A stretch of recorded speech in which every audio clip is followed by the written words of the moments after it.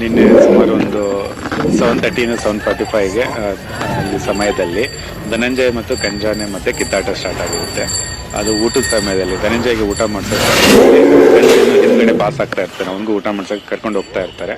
Sudden ಆಗಿ Dhananjaya turn ಆಗಿಬಿಟ್ಟು ಕಂಜನ್ ಮೇಲೆ ಕಿತ್ತಾಟಕ್ಕೆ ಬೀಳ್ತಾರೆ. ಸೊ ಹಾಗೆ ಅದು ಮುಂದ್ಗಡೆ ಅದನ್ನ ಓಡಿಸ್ಕೊಂಡು ಹೋಗುತ್ತೆ.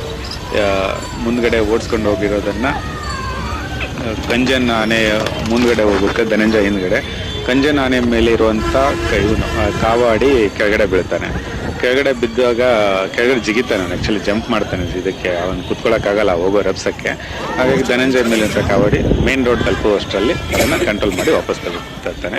ಮತ್ತೆ ಇವು ಎಲ್ಲ ಏನು ಪಳಗಿಸಿರೋ ಆನೆ ಆಗಿರೋದ್ರಿಂದ ಜನರಿಗೆ ಇದು ಆಗುತ್ತಂದ್ರಿಲ್ಲ. ಇದು ಒಂದು ಕ್ಯಾಂಪಲ್ಲಿ ನಡೆಯುವಂತ ಸರ್ವೇ ಸಾಮಾನ್ಯ ಬಿಹೇವಿಯರ್ಸ್. 2 ಮೇಲ್ ಎಲಿಫೆಂಟ್ಸ್ ಅನ್ನ ನಾವು ಜೊತೆಗೆ ಇದು ಯಾವಾಗಲೂ ಕಿತ್ತಾಡ್ಕೊಳ್ಳೋಂಥದ್ದು ಸರ್ವೇ ಸಾಮಾನ್ಯ. ಇದು ಸಿಟಿಯಲ್ಲಿ ಕ್ಯಾಂಪಲ್ಲಿ ಸ್ವಲ್ಪ ಇದು ಆಗಿದೆ, ಹೈಲೈಟ್ ಆಗಿದೆ. ಬಿಟ್ರೆ ಜನರು ಆತಂಕ ಪಡೋ ವಿಷಯ ಏನೂ ಅಲ್ಲ ಸರ್. ಈಗ ಸಡನ್ ಆಗಿ ಇಲ್ಲ, ಯಾವ ಬಿಹೇವಿಯರ್ಸ್ ಚೇಂಜ್ ಆಗಿಲ್ಲ. ಸೊ ಅದು ಮೇಲ್ ಎಲಿಫೆಂಟ್ಸ್ ಕಿತ್ತಾಡ್ಕೊಳ್ಳೋದು ಕಾಮನ್ ಕ್ಯಾಂಪಲ್ಲಿ.